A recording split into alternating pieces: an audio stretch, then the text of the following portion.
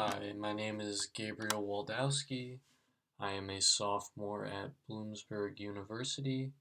I am majoring in business economics and minoring in finance. My online presentation is about the war in Ukraine and its economic impact. Current events going on in the globe as of right now. As you all may know, Ukraine has been invaded by Vladimir Putin and Russian forces. Conflict has drawn out and is still ongoing longer than the world has expected. Ukraine has been putting up a very good fight in this conflict that was not expected by the rest of the world. US has been placing sanctions on Russia and its oligarchs to try to cripple its infrastructure and make it weaker as a nation as a whole.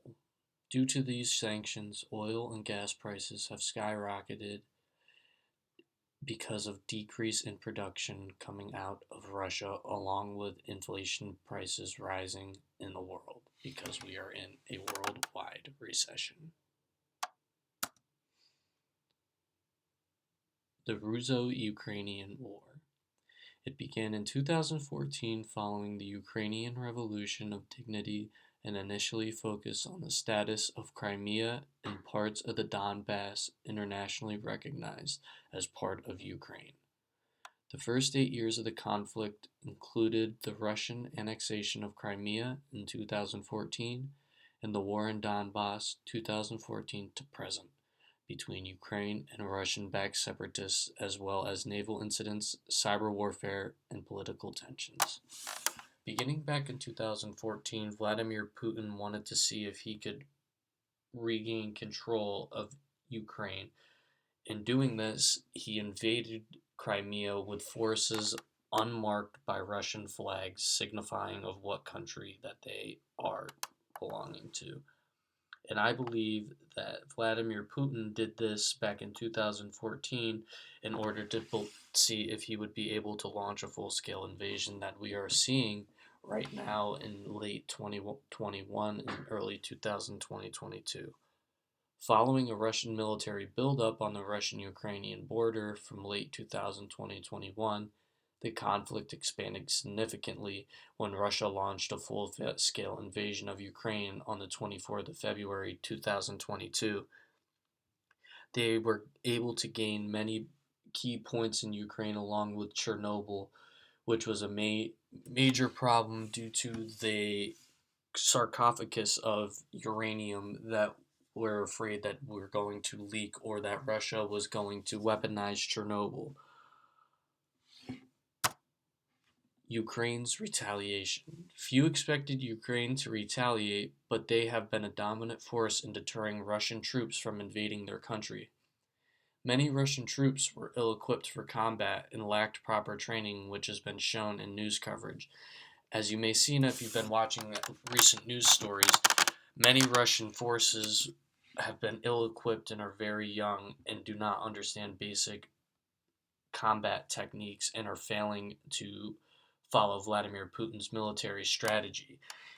And President Vladimir Zelensky of Ukraine has been a very good driving force in rallying his people to deter Russia from invading their homeland.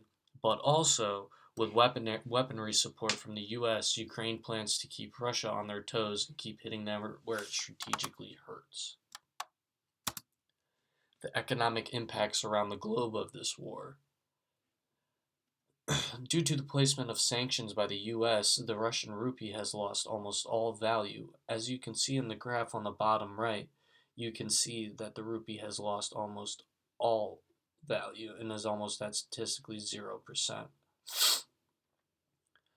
as well as a total collapse of the Russian economy. Unsurprisingly, the conflict will hit Ukraine and Russia the hardest.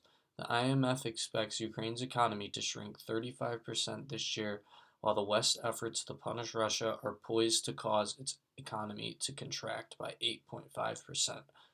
The United States is comparatively insulated, yet weakness among its trading partners as well as Federal Reserve's plans to quickly pull back pandemic-era support for the economy and raise interest rates are weighing on the outlook.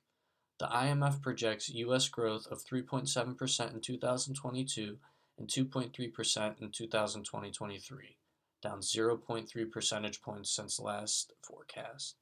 And I got these statistics from a CNN business article on the Ukrainian-Russo war. The conclusion. All in all, the world has felt impacts of this war in Ukraine. At home, we are facing rising gas and oil prices, whilst inflation is still on the rise. Once the conflict draws to an end, then we can begin to come out of this worldwide recession caused by COVID-19.